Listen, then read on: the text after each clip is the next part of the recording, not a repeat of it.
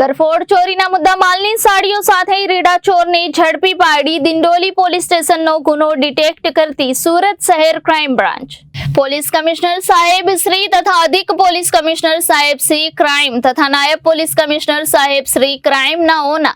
માર્ગદર્શન હેઠળ police inspector Shri crime બ્રાન્ચની સૂચના અન્વયે police sub inspector Shri crime branch નાઓની અલગ અલગ ટીમો બનાવી સુરત શહેરમાં બનેલ ચોરીના વણશોધાયેલા ગુનાઓ શોધી કાઢવા માટે કાર્યરત હતા. જે અન્વયે સુરત ક્રાઇમ બ્રાન્ચના એનડીપીએસ અને arm squad police sub inspector Shri ટીમના માણસો સાથે વર્કઆઉટમાં હતા. દરમિયાન સચોટ બાતમી હકીકત આધારે આરોપી લિંબાયત કૈલાસનગરથી રાકેશ ઉર્ફે खोपड़ी ललन प्रसाद साहू